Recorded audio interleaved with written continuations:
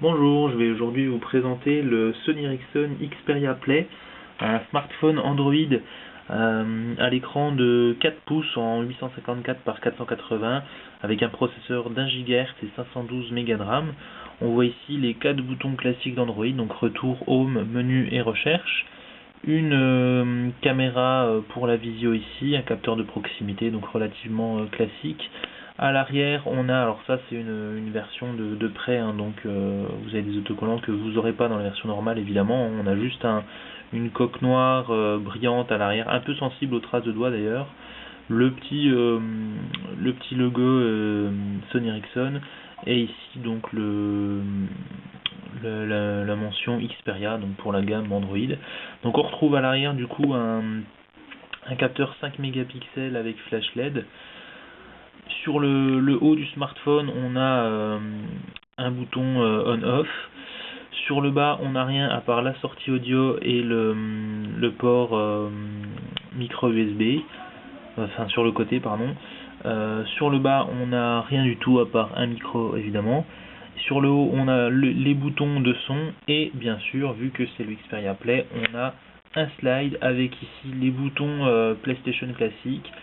Donc on a ici les flèches, les boutons croix, carré, triangle, rond, un select start sur la droite en bas, un bouton menu sur la gauche et ici deux sticks tactiles en fait, donc on va voir leur utilisation un peu plus tard. Et donc pour compléter ça on a des boutons LR ici en haut. Voilà, donc quand on tient le smartphone comme ça ils sont accessibles sans problème, hein, ça va. Il n'y a pas vraiment de problème, on peut les appuyer plus ou moins comme on le voit un peu ici. Alors je sais pas si on verra bien sur la vidéo, mais on peut les appuyer à moitié ou à fond en fait, on a plusieurs niveaux.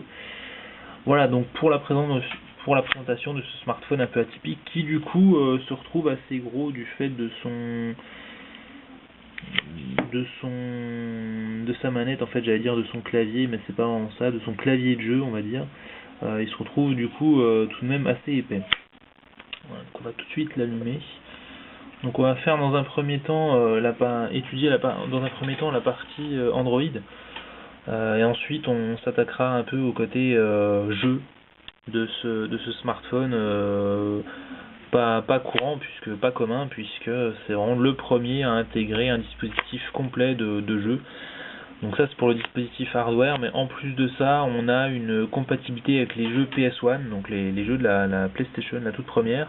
Par contre on n'a pas de compatibilité avec les jeux PSP, donc ça c'est vraiment dommage parce que bon c'est vraiment le même type de périphérique, mais on n'a pas de compatibilité encore, et comme on va le voir le catalogue de jeux est pour l'instant assez limité. Donc on peut bien sûr jouer aux jeux Android, mais ça prend pas vraiment tout son sens de jouer avec ce type d'appareil.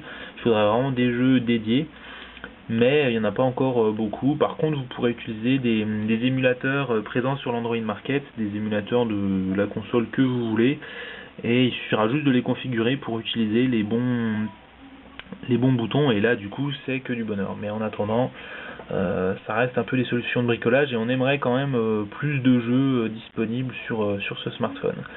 Alors comme on le voit il met beaucoup de temps à démarrer, c'est tout simplement dû à la surcouche Sony Ericsson. Donc j'espère qu'une mise à jour viendra un peu corriger ça, puisque là il est vraiment très lent, il est dans les plus lents à démarrer, il met un peu plus d'1 minute. Donc c'est tout simplement énorme pour un smartphone. Qu'est-ce qu'on peut dire sinon? Donc déjà rien qu'au vu des spécifications, on regrette clairement que ce soit pas un dual core, puisqu'on commence à en voir de plus en plus, hein, comme par exemple le Motorola, le LG pardon, l'LG Optimus 2X, hein, qui est un dual core avec un écran comme on le voit un petit peu plus grand en fait, enfin qui est un peu plus grand, mais qui en fait a un écran aussi lui aussi de 4 pouces. Donc les mobiles sont pas vraiment comparables, mais on va dire que le LG est vraiment le smartphone fait pour jouer, puisqu'il a un dual core, donc du coup c'est le plus puissant pour l'instant, donc c'est vraiment fait pour jouer à des jeux 3D.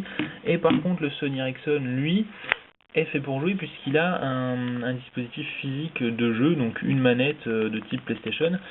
Et en fait on aurait bien voulu le meilleur des deux mondes, c'est-à-dire un smartphone très puissant, donc avec le dual core du LG, et le dispositif de jeu du Sony Ericsson. Donc ça aurait vraiment été pas mal, mais en l'occurrence le Sony Ericsson a un processeur single core, donc on va faire avec pour les jeux, mais c'est vrai que c'est un peu dommage, ça aurait pu être plus sympa de combiner les deux. Donc là on se retrouve sur l'interface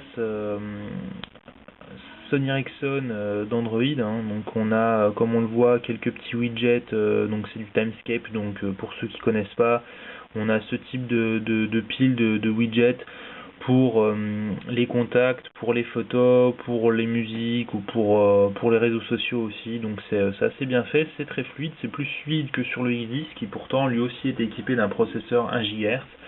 Mais on a là quand même Android 2.3 qui facilite probablement les choses.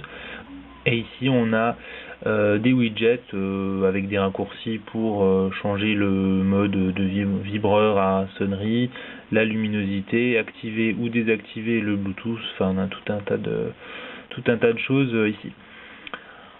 Voilà, donc ça c'est pour le petit tour. Donc on a aussi un player, comme je l'ai dit, des photos, différents raccourcis. Donc ça c'est pour le petit tour de la surcouche Sony Ericsson. Comme on le voit, on a aussi un dock qui est plutôt pas mal, hein, qui améliore quand même pas mal celui d'Android avec des raccourcis courants donc vers téléphone. Alors là j'ai pas de carte SIM donc évidemment c'est pas facile. Vers les contacts. Alors là j'ai pas encore configuré. Voilà, donc on a les contacts donc classiques avec onglet, etc. La messagerie et enfin les médias. Donc Sony Ericsson a une surcouche quand même assez travaillée, hein. On a pas mal de choses à ce niveau-là. On va tout de suite aller dans la galerie que curieusement ils n'ont pas refait, hein. Donc on a la galerie classique d'Android. Donc voilà, c'est quelque chose de connu maintenant, hein. Voilà, donc c'est la galerie, tout ce qui est plus classique avec les raccourcis vers diaporama, modifier les images, les envoyer, les supprimer, etc. Tant qu'on y est, on va aller sur l'appareil photo, prendre une photo par exemple de ce smartphone. Donc je l'ai déjà dit au début, mais c'est un appareil 5 mégapixels avec flash LED. Et comme on le voit, l'interface de capture de photos n'a pas été modifiée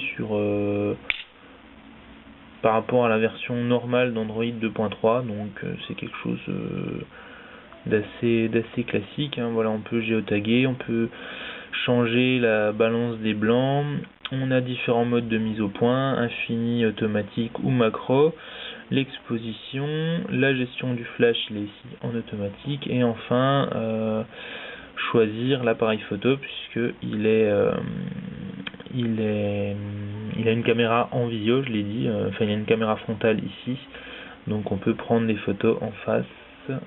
Par contre c'est vraiment pas très beau, hein, c'est vraiment juste pour faire la visio, et encore c'est vraiment limite.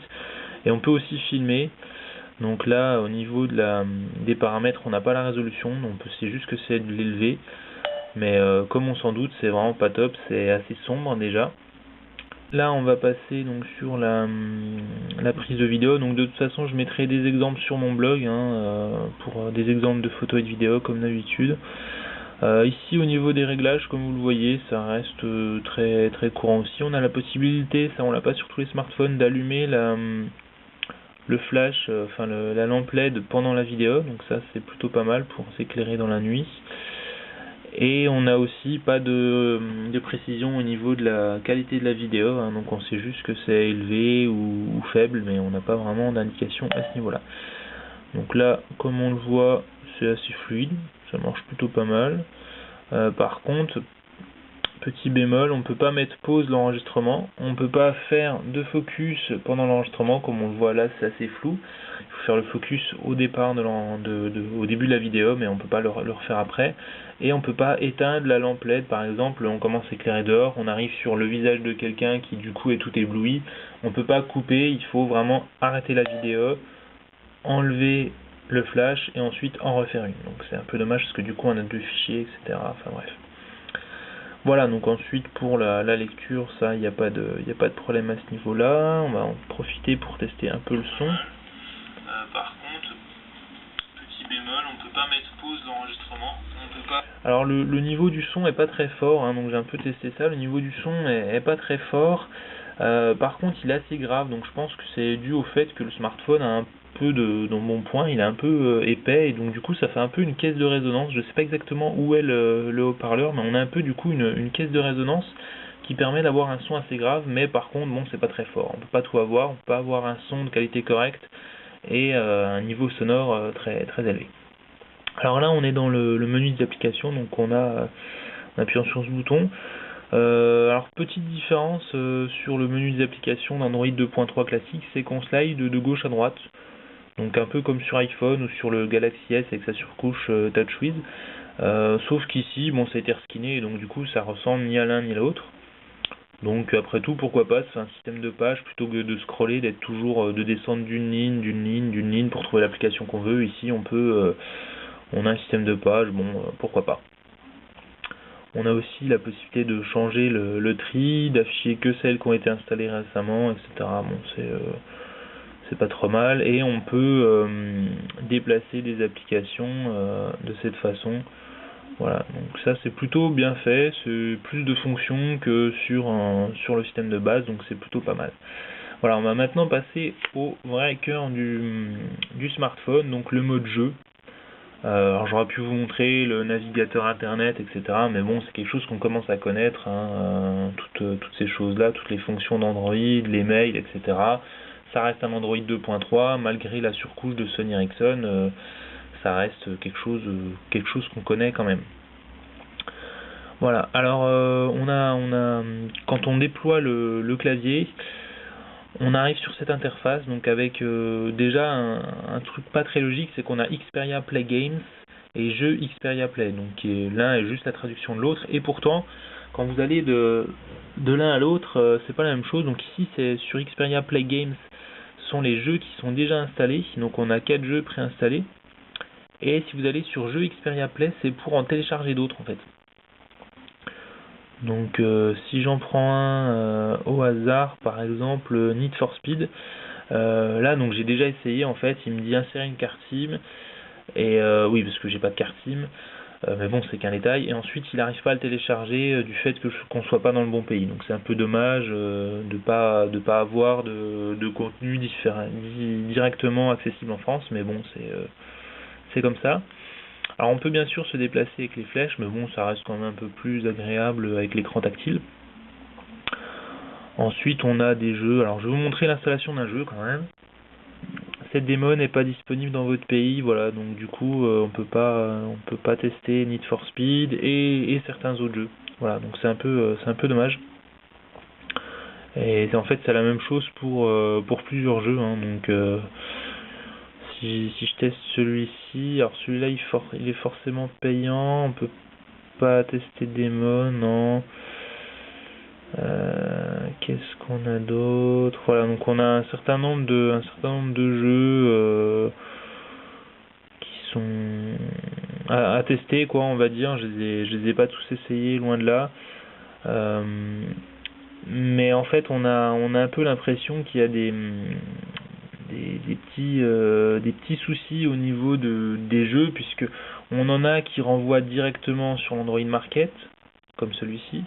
On en a qui renvoient vers un site web qui fait télécharger une application de l'Android Market, donc un APK, et ensuite ça télécharge des données complémentaires. Enfin, on a l'impression qu'en fait, on a les jeux qui viennent d'une source ou d'une autre, c'est pas la même chose pour l'utilisateur, et du coup c'est un peu dommage. Il y en a qui sont payants, là de là on voit pas lesquels sont payants, lesquels sont gratuits, lesquels sont disponibles en démo, lesquels sont disponibles dans notre pays. Enfin c'est un peu bizarre. Et puis ensuite ici, plutôt que de mettre jeu installé et là jeu à télécharger, on a d'un côté en français, d'un côté en anglais. Enfin c'est un peu bizarre, quoi.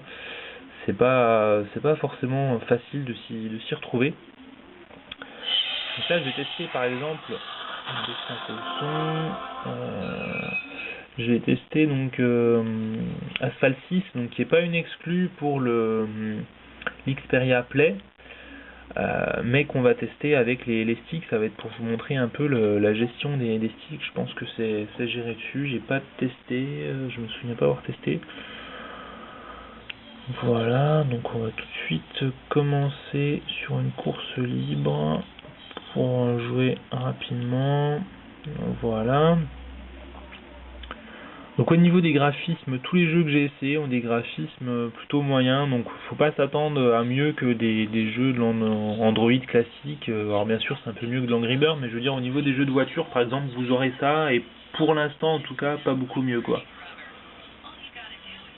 Voilà, donc c'est pas mal, hein, parce que ça reste un smartphone, mais pour un appareil qui veut remplacer une console, on n'est pas au niveau de la PSP, quoi. On est plus au niveau de la DS, mais pas vraiment au niveau de la PSP, donc à ce niveau-là, c'est vrai que c'est un peu dommage. Alors là, comme vous voyez, on peut gérer avec ça ou avec les sticks. Voilà. Alors comme vous le voyez, je suis pas forcément très doué, mais c'est surtout parce que je regarde pas vraiment ce que je fais, hein. J'essaye de filmer en même temps. Voilà, donc les sticks sont assez bien gérés, mais je pense qu'il y a une bonne période pour s'habituer en fait, pour voir quand est-ce qu'on est au neutre, quand est-ce qu'on tourne. Enfin, c'est pas vraiment facile en fait de voir. Alors là, je zigzague un peu quoi, mais c'est pas forcément simple. Voilà, bon, là je fais un peu n'importe quoi. Mais c'est surtout pour vous montrer en fait que les sticks fonctionnent bien, il n'y a pas de souci, ça décroche pas au niveau du doigt. Donc il suffit de rester en fait dans une direction. Donc par exemple si je veux toujours rester à gauche, j'ai qu'à appuyer comme ça et ça ira toujours à gauche. Mais enfin là en l'occurrence c'est à droite, mais donc ça décroche pas, ça fonctionne bien. Par contre au niveau ergonomique, il faut quand même s'y habituer quoi. Donc après bon, pour ceux qui préfèrent, vous pouvez toujours utiliser ces flèches là. Par contre, on n'a pas, comme sur les smartphones classiques, la possibilité de tourner comme ça. Bon, après tout, c'est aussi bien parce que c'est pas vraiment très précis l'accéléromètre. Puis tant qu'à faire, on a des flèches physiques, donc autant s'en servir. Mais c'est vrai qu'au niveau des sticks, on a un comportement un peu étrange en fait. Je pense qu'il faut un bon temps d'adaptation et aussi un jeu bien prévu pour, et enfin prévu vraiment pour l'Xperia Play, ou en tout cas modifié pour ce smartphone. Et c'est justement là qu'on a que le bas blesse, on va dire, puisque du coup on a peu de titres, peu d'exclus, peu de jeux prévus pour ce smartphone quoi. Donc là je vais voilà, aller dans les options. Donc à tout moment on peut retourner sur la partie smartphone en appuyant sur Home. Voilà, donc l'accueil tout simplement. Je vais peut-être tester un autre jeu. Voilà. Donc comme je l'ai dit en fait, retourner sur la partie smartphone, un appui sur la home affiche l'accueil, et ensuite une fois qu'on est sur la partie smartphone, ouvrir comme ça le smartphone va automatiquement lancer les jeux. Voilà, donc lancer l'interface de Sony Ericsson de jeu. Voilà, on va tester un autre jeu avant de passer à la suite. Voilà.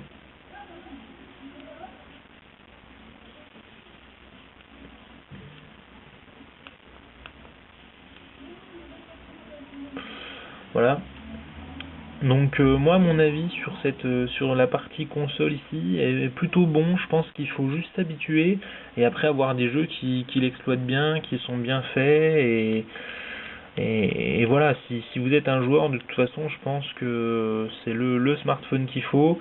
Pour moi le plus gros défaut de ce smartphone, c'est qu'il soit pas dual core, après tout, que ça coûte 10 € de plus ou de moins. Pour moi c'est pas si important que ça. Enfin, c'est pas vraiment voilà, c'est un périphérique qui est de toute façon unique, donc à partir de là on sait qu'on va payer cher. Donc pour moi j'aurais quand même fait un smartphone dual core, parce que bon bah c'est beaucoup plus intéressant qu'un smartphone classique. Je veux dire, il est dédié au jeu et on peut pas vraiment jouer sur le long terme avec, puisqu'il est single core et qu'on aura vite des jeux, par exemple les jeux Tegra 2 qui passent déjà pas dessus en fait. Donc déjà dès le départ, il n'a pas tous les jeux qui sont disponibles sur Android. Alors s'il avait été Tegra 2, il aurait eu les jeux Tegra 2, les jeux Android et les jeux du PlayStation Store, donc en gros les jeux PS1. Donc le fait de ne pas avoir les jeux Tegra 2, plus le fait de ne pas avoir les jeux PSP, donc ça c'est quand même assez dommage d'avoir les jeux PS1 et pas les jeux PSP.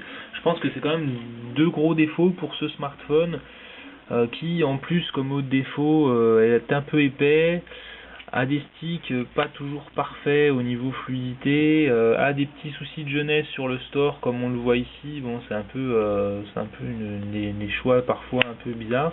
Par contre, au niveau smartphone, il est pas mal. Bon, on reste sur quelque chose de classique, donc 1 GHz, 512 Mb de RAM. Je crois qu'il y a 8 Go, donc une carte mémoire de 8 Go fournie. Une interface quand même plutôt pas mal et très fluide, ça c'est à souligner, donc c'est toujours agréable à utiliser. Hein.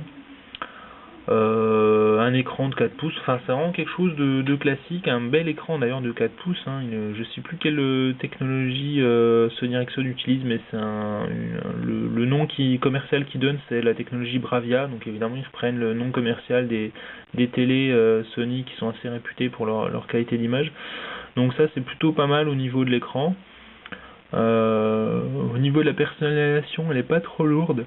Et elle est plutôt sympa aussi, donc ça vraiment rien à redire à ce niveau-là. Voilà donc un bon smartphone, un bon game phone si on peut l'appeler comme ça. Par contre c'est vrai que dommage qu'il soit pas dual core, dommage pour les sticks et le manque d'application, les petits défauts de jeunesse du store, mais sinon ça reste un bon smartphone. Il faudra quand même faire un choix parce que bon il est assez épais, donc bon on ne prend pas par hasard quoi, on prend vraiment si on veut jouer et que la puissance d'un dual core ne nous paraît pas nécessaire, donc bon ça fait quand même pas mal de conditions, mais sinon pour ceux qui se sentent concernés, je pense qu'il vous décevra pas, c'est un bon smartphone. J'ai quand même bien aimé l'ergonomie, même si je doute un peu sur les sticks et peut-être éventuellement sur ces boutons LR, mais je pense que c'est quand même pas si mal que ça. Sinon, dernier détail, il est un peu tout en plastique, donc il est beau, mais le plastique brillant fait un peu cheap quand même, fait un peu bas de gamme quoi, c'est un peu du... Voilà, mais bon, je pense qu'il avait été tout en métal, plus le poids avec à cause de ce slide, je pense qu'il aurait vraiment été très lourd, donc déjà qu'il est gros, je pense qu'ils n'ont pas voulu le faire trop lourd, même s'il l'est déjà pas mal. Voilà, et sinon dernier bémol, c'est vraiment le temps de démarrage qui est vraiment très long pour une raison un peu inconnue. Donc même si on est en Android 2.3, donc ça c'est une bonne chose, on a un temps de démarrage vraiment lent, donc c'est un peu vraiment long, donc c'est un peu dommage à ce niveau-là. Voilà donc pour le test de ce smartphone, donc un bon smartphone, enfin un smartphone moyen, un gamephone moyen, mais l'unification des deux font quand même un bon produit pour la cible concernée quoi. Voilà. Donc merci de m'avoir suivi et à bientôt pour un prochain test sur bizus.fr.